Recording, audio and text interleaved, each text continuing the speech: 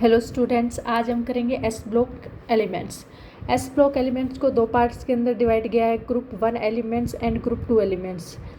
Group 1 elements को बोला जाता है alkali metals and group 2 elements को बोलेंगे एल्कलीन अर्थ मेटल्स।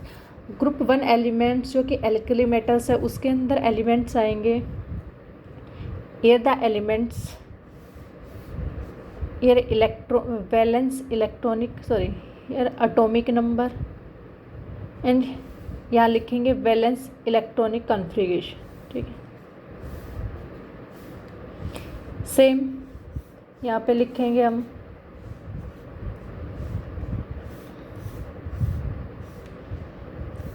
एलिमेंट्स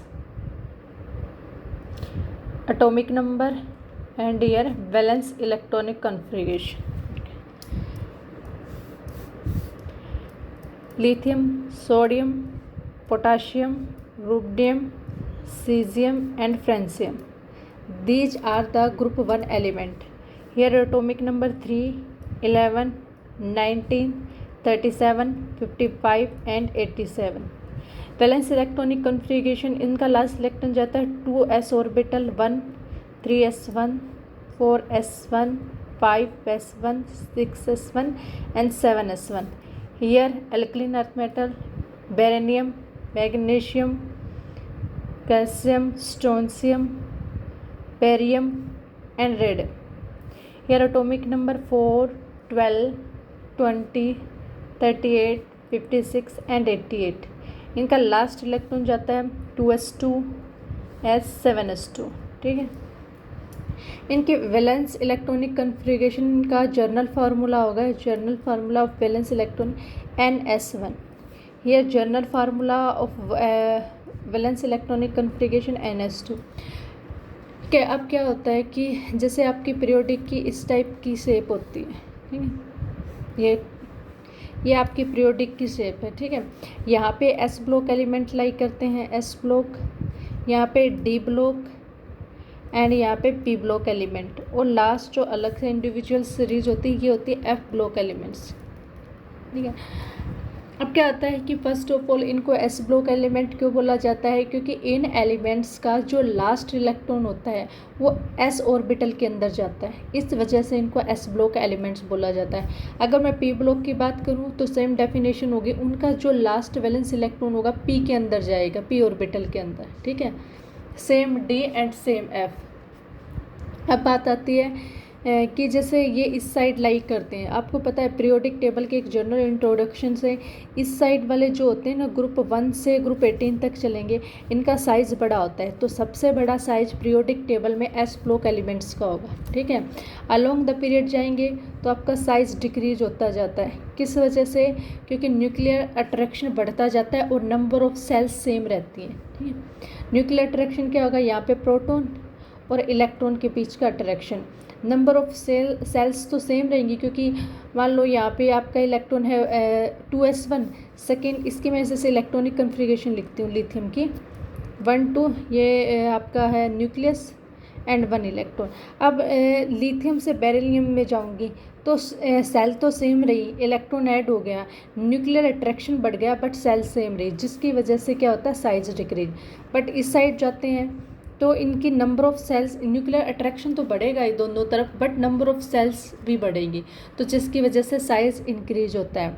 तो सबसे बड़ा साइज पीरियोडिक टेबल में किसका होगा, एस ब्लॉक एलिमेंट्स का। ठीक है, डाउन द ग्रुप जाएंगे तो और भी बड़ा साइज होगा। ठीक है, और सेकंड फर्स्ट थिंग ये होगी, सेकंड थिंग आती है मेटल नॉन मेटल्स पे, जो इस साइड वाले होते हैं ना आपके ग्रुप 1, 2 एलिमेंट, वो जनरली मेटल्स होते हैं और इस वाले नॉन मेटल्स होते हैं। ठीक है, वो हम आगे डिस्कस करेंगे।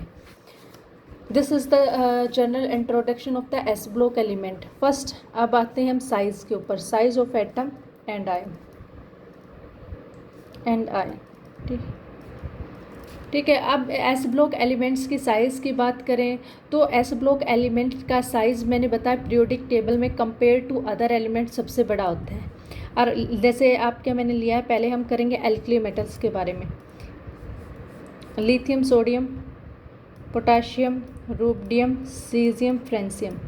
यहाँ पे आपका हाइड्रोजन था एंड हियर हीलियम। ठीक, अब क्या करो, अगर जब डाउन द, जैसे लिथियम का साइज ये, अगर डाउन द ग्रुप जाओगे तो नंबर ऑफ सेल्स इंक्रीज होती जाएगी, ठीक है। तो डाउन द ग्रुप जाओगे तो साइज इंक्रीज होता जाएगा। तो first of all one statement is that the size of the s block element with comparison to other block element is big. And second, down the group जाओगे तो number of shells increasing and also effective nuclear charge is also increasing, but the number of shells वाला जो factor है वो ज़्यादा dominate कर जाता है, जिसकी वजह से एटम का साइज बढ़ता जाता है, ठीक है। अब चलते हैं सेकंड फैक्टर के ऊपर।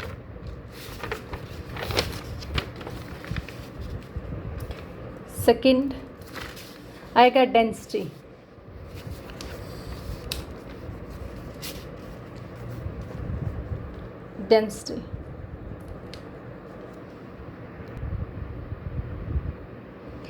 डेंसिटी वाला, अब क्या था कि फर्स्ट पॉइंट्स के अंदर हमने बताया था कि इनका साइज बड़ा होता है, ठीक है, जिसकी वजह से इनकी डेंसिटी लो होती है ड्यू टू लार्ज साइज,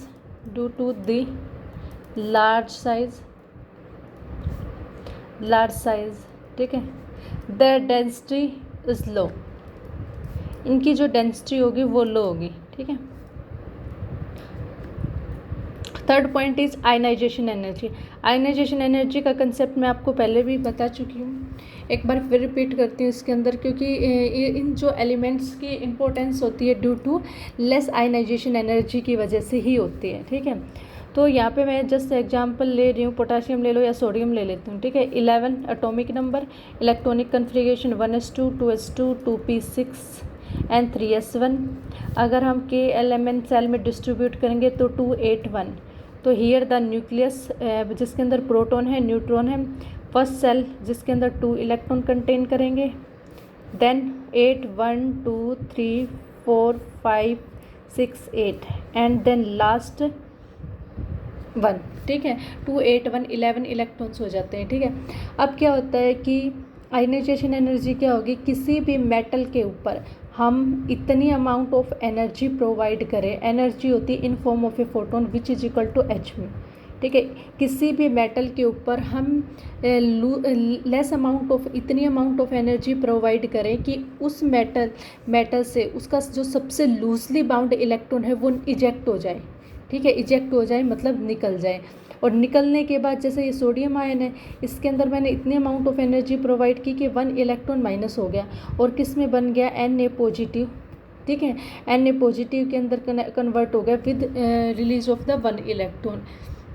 तो किसी को भी मैं क्या करूं, इतनी अमाउंट ऑफ एनर्जी प्रोवाइड करूं उस मेटल से 1 लूजली बाउंड इलेक्ट्रॉन निकल जाए। अब लूजली बाउंड कौन सा इलेक्ट्रॉन होगा, जो सबसे बाहर वाली शेल में होगा।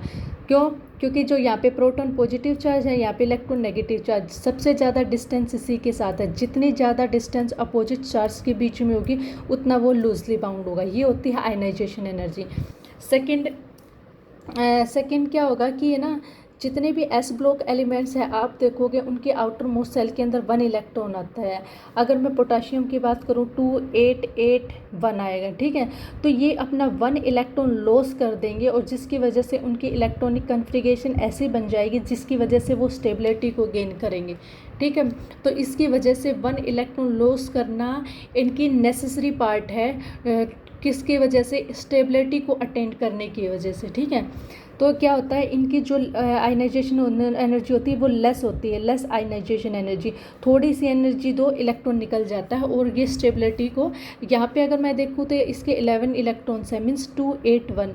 अब यहाँ देखेंगे तो 2 8, अब ये क्या होगी, आपकी नोबल गैस कन्फिग्रेशन को अचीव कर गई और जो पॉजिटिव आयन कंटेन कर गए, तब ये स्टेबल हो गया। और हर एलिमेंट इस यूनिवर्स में स्टेबिलिटी को गेन करना चाहता है, इवन एलिमेंट क्या, ह्यूमन बीइंग भी स्टेबिलिटी को ही गेन करना चाहते हैं। First thing and second thing, अब डाउन द ग्रुप जाते हैं, जैसे लिथियम है, सोडियम, पोटाशियम, ठीक है। अब क्या करेंगे, डाउन द ग्रुप जाएंगे तो साइज बढ़ता जाएगा, ठीक है। तो न्यूक्लियस से बाहर वाली सेल की डिस्टेंस भी इंक्रीज होती जाएगी, जिसकी वजह से ये और भी लूजली बाउंड इलेक्ट्रॉन हो जाएगा और इसको निकालना बड़ी ईजी हो जाएगा।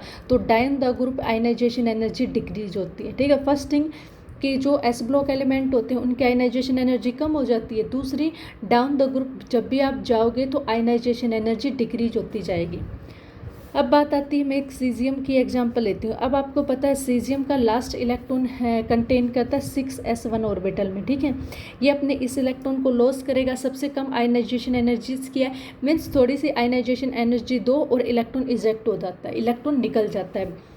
अब एक इफेक्ट होता है आपका, आता है फिजिक्स और केमिस्ट्री के अंदर आपने पढ़ा होगा, फोटो इलेक्ट्रिक इफेक्ट, ठीक है। एक फोटो डायोड्स होते हैं, फोटो मीन्स कुछ ऐसे बल्ब, ऐसे इंस्ट्रूमेंट होते हैं लाइक फोटो डायोड या फोटो इलेक्ट्रिक इफेक्ट शो करते हैं। फोटो इलेक्ट्रिक इफेक्ट का जो मेन कंसेप्ट है किसके ऊपर डिपेंड है। अब एक क्वेश्चन आता है कि फोटो इलेक्ट्रिक इफ़ेक्ट को एक्सप्लेन करने के लिए फोटो इलेक्ट्रिक इंस्ट्रूमेंट के अंदर हम कौन से एलिमेंट्स को यूज़ किए, तो उस एलिमेंट्स को यूज़ करते हैं जिसकी आयनाइजेशन एनर्जी सबसे कम होती है, ठीक है। क्योंकि फोटो इलेक्ट्रिक इफेक्ट बेस्ड है कि इसका जो डेफिनेशन होगी वो ये होगी, किसी भी मेटल के ऊपर हम less amount of energy provide करें, ठीक है, जिसकी वजह से less amount of energy provide करूँ जिसकी वजह से इलेक्ट्रॉन निकल जाए, ठीक है, in form of energy and वो आयन बने। तो फोटो इलेक्ट्रिक इफेक्ट का यही है। तो less amount of energy provide करनी है तो वो कौन सा होगा, सीजियम ही होगा, जिसको less amount of energy provide करने के बाद इलेक्ट्रॉन को निकाल देगा। That is why photo electric effect में जिस मेटल का यूज़ होता है वो सीजियम, ठीक है। सीजियम एक ऐसा एलिमेंट है जिसका फोटो इलेक्ट्रिक इफेक्ट के अंदर यूज़ होगा और किस वजह से, due to low ionisation energy. Next point पे चलते हैं, melting and boiling point. Fourth है मेल्टिंग एंड बॉइलिंग पॉइंट।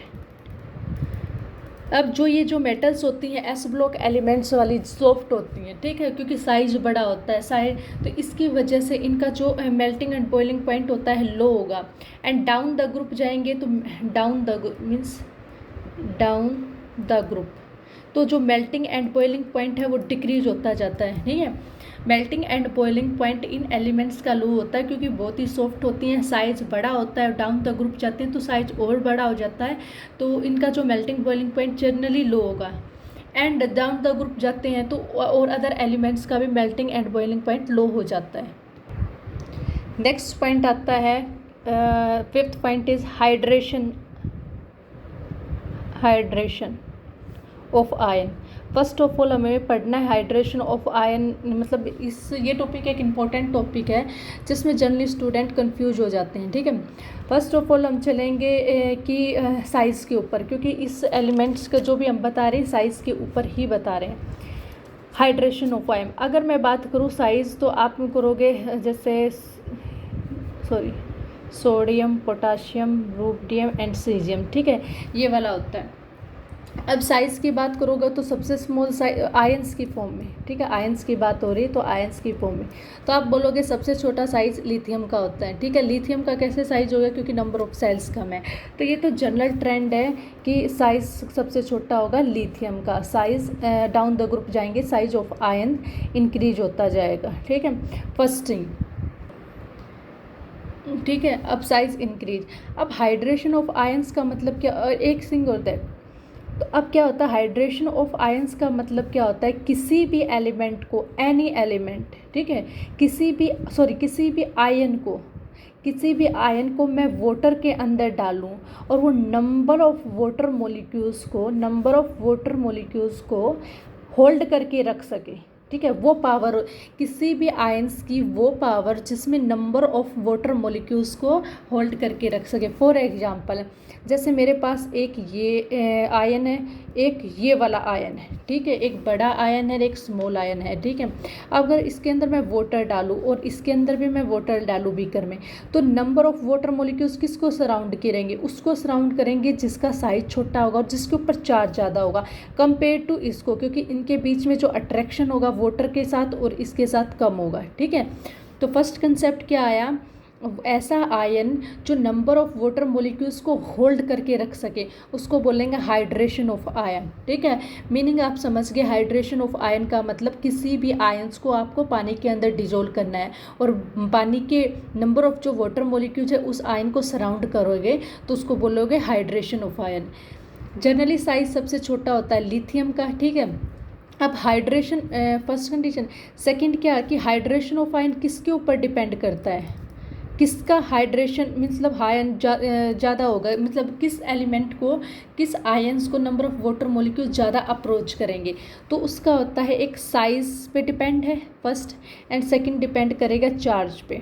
ठीक है, साइज पे मतलब उसका साइज स्मॉल होना चाहिए फर्स्ट ऑफ ऑल, और चार्ज हाई होना चाहिए। ठीक है, तो इन दोनों को मिला के एक कंसेप्ट बना दिया है जिसका size bye ratio, size by charge ratio high होगा।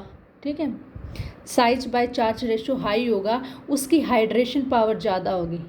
क्यों ज़्यादा होगी, अगर जैसे साइज छोटा है और चार्ज उसके ऊपर काफ़ी हाई है, तो नंबर ऑफ़ जो वाटर मॉलिक्यूल्स है ना उसी को ज़्यादा सराउंड करेंगे कंपेयर टू उसको कि साइज बड़ा और लेस चार्ज हो। ठीक है, अब बात अगर इसके अंदर करें तो चार्ज तो सबके पास 1 पॉजिटिव है, तो चार्ज का कंसेप्ट यहाँ पे कट हो जाता है।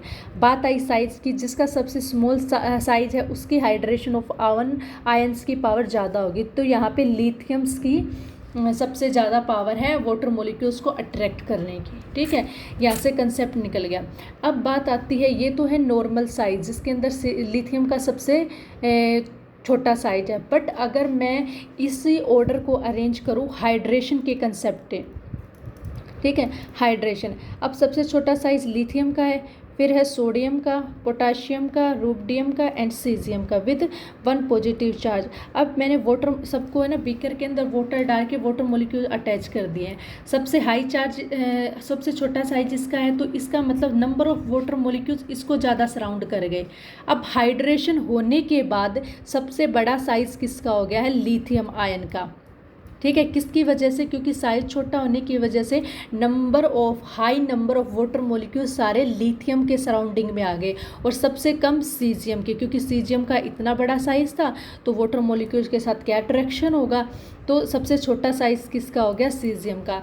तो हाइड्रेशन के अकॉर्डिंग टू हाइड्रेशन कंसेप्ट, तो size of lithium ion, hydrated lithium ion, अगर अलग से लिथियम आयन का पूछा जाए तो सबसे स्मॉल साइज है, बट इन एक्वस सॉल्यूशन के अंदर साइज पूछा जाए तो सबसे बड़ा साइज लिथियम का है एंड सबसे छोटा साइज सीजियम आयन का होगा। ठीक है, अब क्वेश्चन आता है कि what is the size of arrange the alkali metals in according to size in aqueous solution. जब भी एक्वस सॉल्यूशन की बात आएगी तो सबसे बड़ा साइज लिथियम का होगा, क्योंकि लिथियम के सराउंडिंग में वाटर मॉलिक्यूल्स ज़्यादा है।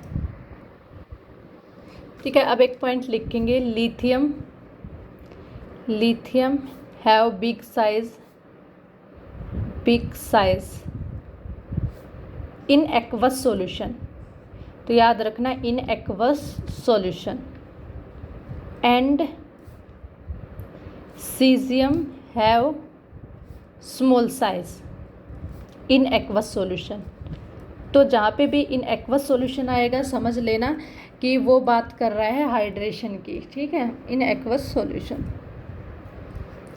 सेकेंड पॉइंट अब आता है, एक मोबिलिटी का कंसेप्ट आता है, मतलब मोबिलिटी का मतलब होता है उसका मूव करना। अब पानी के अंदर मीन्स ये वाटर है, एग्जांपल लेती हूँ, ये वाटर है। ठीक है, इसके अंदर कौन सा आयन जल्दी मूव करेगा, किसकी हाई मोबिलिटी होगी, जिसका साइज स्मॉल होगा। अब पानी है, वाटर है, वाटर के अंदर हाइड्रेशन पावर इफेक्ट हुआ तो इसका साइज इतना बड़ा हो गया। ठीक है, कौन सा जल्दी मूव करेगा, जिसका स्मॉल साइज होगा। स्मॉल साइज किसका है, हाइड्रेशन होने के बाद सीजियम का। ठीक है, तो इसके अंदर पॉइंट आया होगा highest mobility in electric field, means light electricity गुजारने के बाद ही इलेक्ट्रिक फील्ड। ठीक है, highest mobility in electric field किसकी होगी, सीजियम की, सीजियम पॉजिटिव की। क्योंकि आप जब भी इलेक्ट्रोकेमिस्ट्री के अंदर पढ़ते हो ना तो आप सॉल्यूशन के अंदर लेते हो, तो इन एक्वस सॉल्यूशन।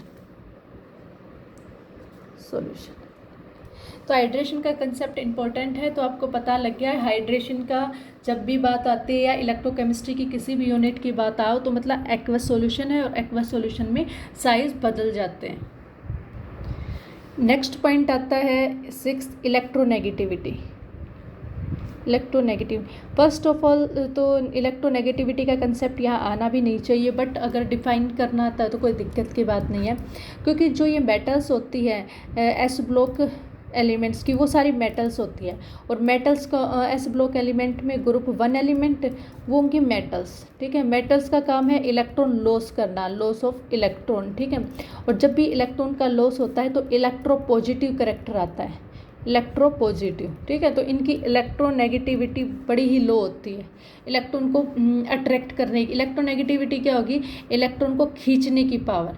ये खींचेंगे क्यों, क्योंकि इनको तो लॉस ही करना है, एक लॉस करके जब स्टेबिलिटी गेन कर रहे हैं तो इनको खींचने की ज़रूरत ही नहीं। तो due to low electronegativity, low electronegativity होती है, किस वजह से, क्योंकि इनको इलेक्ट्रॉन को लॉस करने की पावर है, ना कि गेन करने की। इलेक्ट्रॉन को इन एलिमेंट्स को इलेक्ट्रॉन की रिक्वायरमेंट्स नहीं है, ठीक है। 7th आता है ऑक्सीडेशन स्टेट। ऑक्सीडेशन स्टेट क्या होगी कि किसी भी एलिमेंट्स को, एटम्स को कितने नंबर ऑफ इलेक्ट्रॉन की ज़रूरत है, या लॉस करने की ज़रूरत है, या गेन करने की नीड है, ठीक है। तो इनको तो लॉस करने की ज़रूरत है, कितने, सिर्फ 1 को ही लॉस करेंगे तभी स्टेबिलिटी को गेन करेंगे। तो इनकी जो ऑक्सीडेशन स्टेट होगी वो +1 होगी। सेकंड कंसेप्ट आता है 8 पे है रिड्यूसिंग प्रॉपर्टी। रिड्यूसिंग प्रॉपर्टी आपने 11th क्लास में oxidation and oxidation potential, oxidation, ये वाला जो पॉइंट है ये भी काफ़ी इंपॉर्टेंट पॉइंट है, ठीक है। जैसे हाइड्रेशन का था, वैसे तो सभी हैं बट वो नॉर्मल है, आपको पता होंगे। बट ये रिड्यूसिंग प्रॉपर्टी एंड ऑक्सीडेशन आपने 11th क्लास में पढ़ा होगा। ऑक्सीडेशन का मतलब रिडक्शन का, oxidising agent and reducing agent. First of all उसको डिस्कस कर लें। तो ऑक्सीडेशन का मतलब क्या होगा, लॉस ऑफ इलेक्ट्रॉन, जो इलेक्ट्रॉन को लॉस करे, लॉस ऑफ इलेक्ट्रॉन, ठीक है। रिडक्शन का मतलब क्या होता है, गेन ऑफ इलेक्ट्रॉन, कोई भी एलिमेंट इलेक्ट्रॉन को गेन करे तो गेन ऑफ इलेक्ट्रॉन, ठीक है। अब क्या होगा, रिड्यूसिंग एजेंट क्या होते हैं, वो उल्टा होता था नेम से, reducing agent loss. Reducing agent ऐसा एजेंट जो इलेक्ट्रॉन को लॉस कर रहा है, ठीक है। और ऑक्सीडाइजिंग एजेंट, ऑक्सीडाइजिंग जो दूसरे को, oxidising agent, oxidation loss of electron, reduction gain of electron. उल्टा अगर नाम से याद करना हो तो ऑक्सीडेशन वाले को रिड्यूसिंग एजेंट बोलेंगे और रिडक्शन वाले को ऑक्सीडाइजिंग एजेंट बोलेंगे, ठीक है। ये है जनरल कंसेप्ट, ठीक है। अब प्रोसेस आती है ऑक्सीडेशन कि मैंने आपको बताई थी, loss of electron, loss of electron, ठीक है। And reducing agent same process है, which can loss of electron,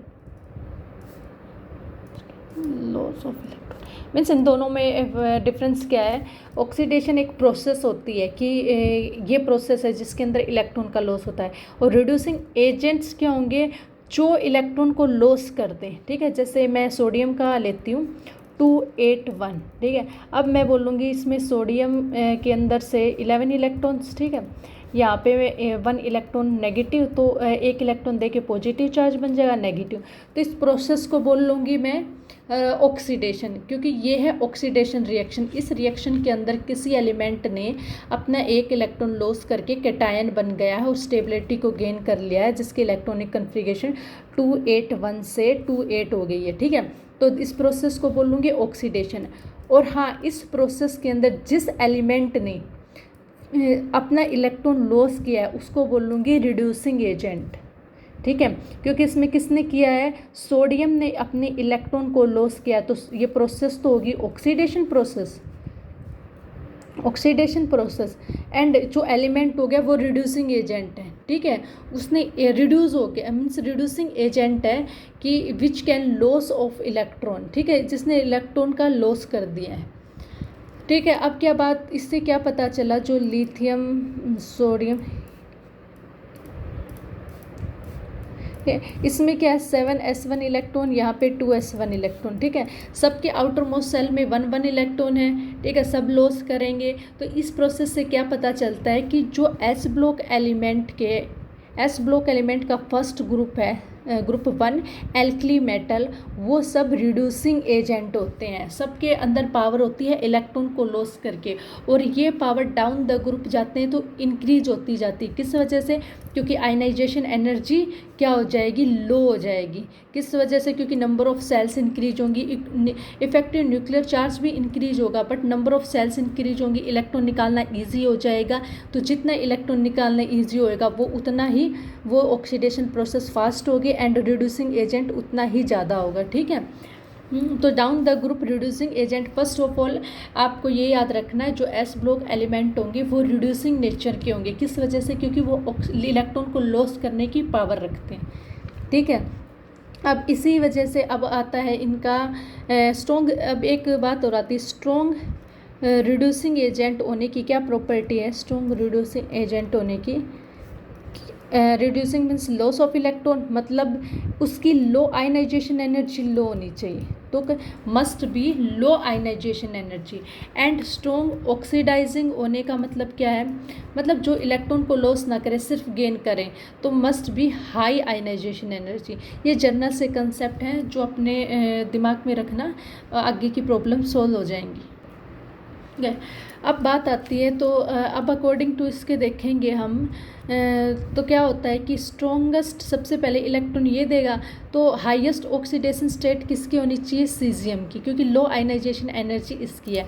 अगर हम इसका ऑक्सीडेशन पोटेंशियल नोट करें, lithium, sodium, potassium, rubidium and caesium का, ठीक है, हम इनका ऑक्सीडेशन पोटेंशियल नोट करते हैं। यहाँ पे इसका है 3.04 ऑक्सीडेशन पोटेंशियल। ठीक है, यहाँ पे 2.71, 2.92 एंड 2.99, इसमें 3.02। ठीक है, अब ये बात आती है कि जब हम ऑक्सीडेशन पोटेंशियल नोट करते हैं तो सबसे ज़्यादा लिथियम का आता है, बट यहाँ पे सीजियम का नहीं आता है, और बीच में भी डाउन द ग्रुप जाते हैं तो इंक्रीजिंग डिक्रीज हो जाता है, जबकि यहाँ पे इंक्रीज होना चाहिए। तो अब बात आती है ऑक्सीडेशन पोटेंशियल।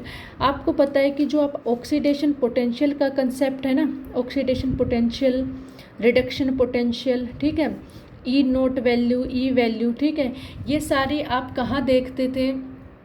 आप ये वाली चीज़ें देखोगे इलेक्ट्रोकेमिस्ट्री के अंदर। ठीक है, इलेक्ट्रोकेमिस्ट्री में, और इलेक्ट्रोकेमिस्ट्री के अंदर जितनी भी रिएक्शन होती हैं वो वाटर के अंदर या किसी केमिकल के अंदर होती है, एक्वस। ठीक है, तो आपका जो ऑक्सीडेशन पोटेंशियल है एंड रिडक्शन पोटेंशियल है सिर्फ आयनाइजेशन एनर्जी पे डिपेंड नहीं करेगा। ठीक है, तो according to ionisation energy concept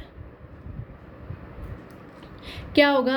first of all आपका जो आयनाइजेशन एनर्जी के अकॉर्डिंग क्या होता है, कोई भी मेटल इन गैसियस स्टेट के अंदर है, ठीक है, उसको एनर्जी दी जाती है तो उसके अंदर से इलेक्ट्रॉन निकलेगा एंड पॉजिटिव आयन बन जाएगा। ये है अकॉर्डिंग टू आयनाइजेशन एनर्जी। ठीक है, अब सेकंड, अब आपको पता है कि आपके जितने भी एलिमेंट्स होते हैं नेसेसरी नहीं है कि वो आपके गैसियस स्टेट के ही अंदर हो।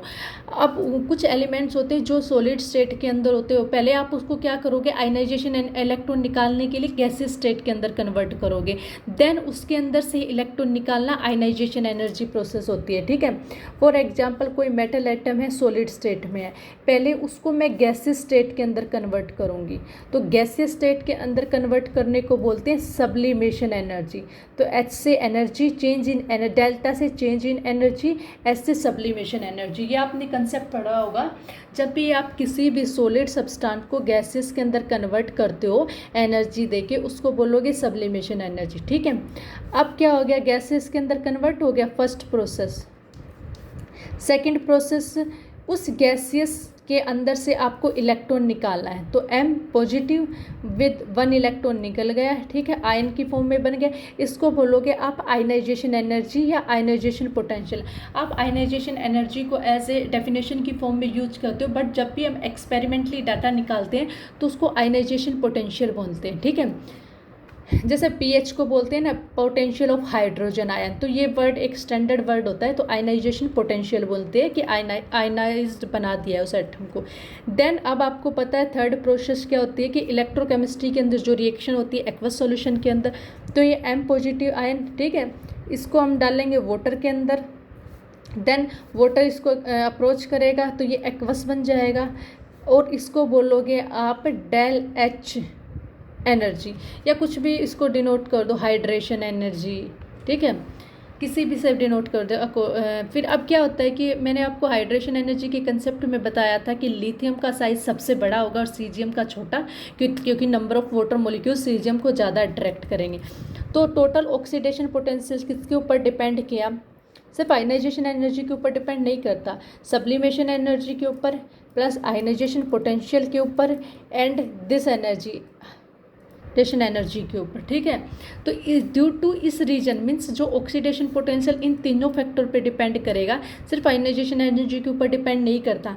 तो डेट इज़ वाई, इस रीजन की वजह से that is why lithium have high oxidation potential, ठीक है, किसी वजह से लिथियम का हाई ऑक्सीडेशन पोटेंशियल है। अब 9 आता है फ्लेम कलरेशन, ठीक है। अब इसके अंदर आप क्या बताओगे? एक जर्नल सा एक प्रोसीजर है एक्सपेरिमेंट का।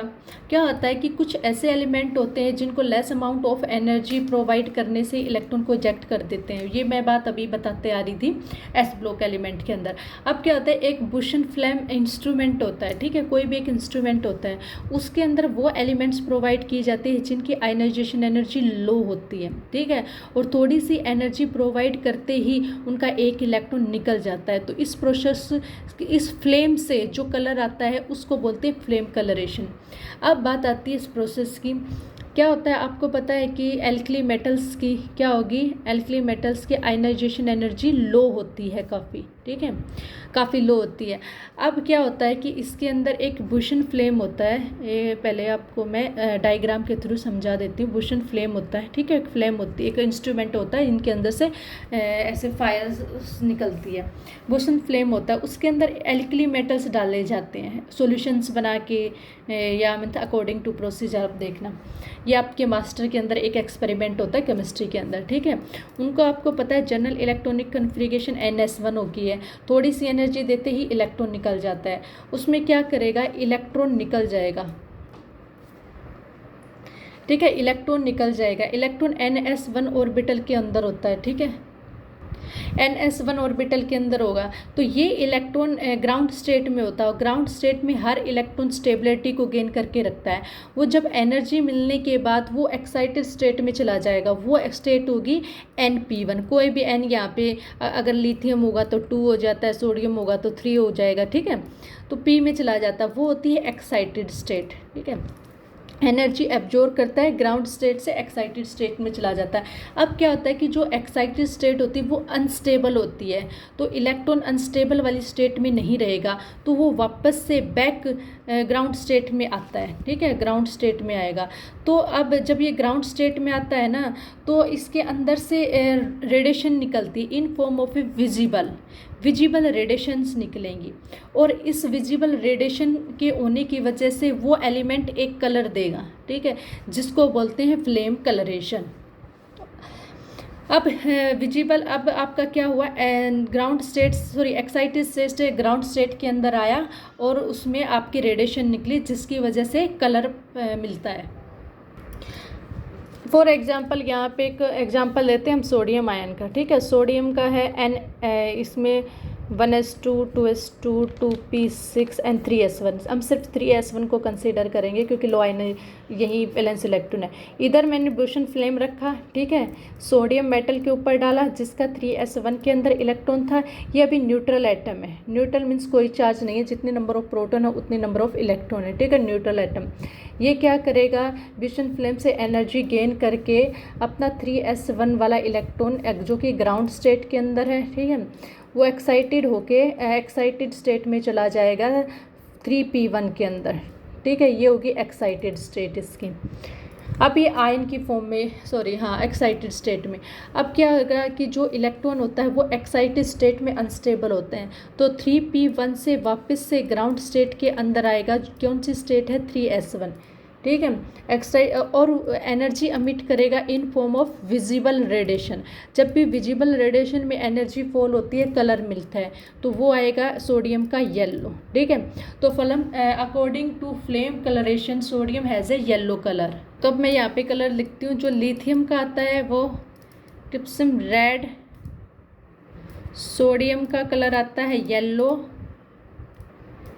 पोटाशियम का लाइलिक, रूबिडियम का रेड वॉयलेट एंड सीजियम का कलर आता है ब्लू फ्लेम कलरेशन से। और हाँ, विशन फ्लेम उसी के ऊपर यूज़ किया जाएगा जिसके आयनाइजेशन एनर्जी लो होगी।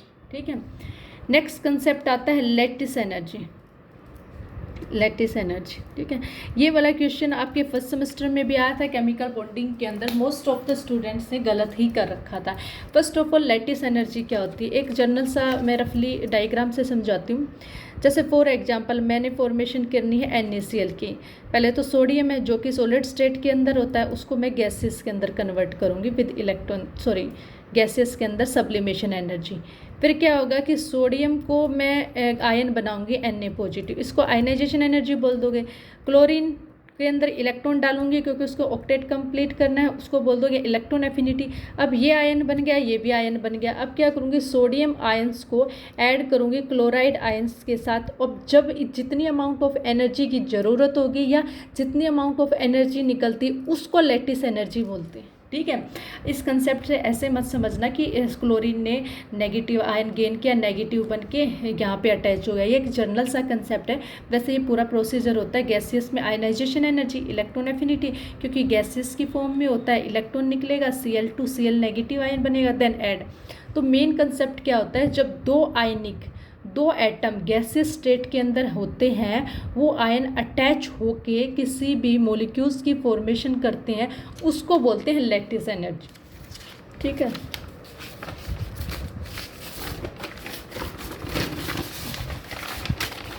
अब देखो एक सेकेंड। फॉर एग्जांपल जैसे लिथियम गैसेस स्टेट के अंदर था, ठीक है। सेकंड यहाँ पे क्लोराइड गैसेस स्टेट के मतलब सारी प्रोसेस फॉलो करने के बाद LiCl, ठीक है, ये बना। इसमें जितनी अमाउंट ऑफ एनर्जी रिलीज हुई या देनी पड़ी, उसको लैटिस एनर्जी बोलते हैं। अब क्या होता है कि जितना हाई पॉजिटिव चार्ज होगा, जितना स्मॉल साइज होगा, उतनी ही लैटिस एनर्जी ज़्यादा होगी। किसकी वजह से, due to strong electrostatic attraction between the opposite charges. ठीक है। अब क्या होता है कि लैटिस एनर्जी जो यूनिवैलेंट एटम्स की होती है वो स्मॉल होगी और जो बाईवैलेंट्स की होती है वो ज़्यादा होगी। फॉर एग्जांपल NaCl, और डाउन द ग्रुप जाते हैं तो लैटिस एनर्जी बढ़ती जाती है।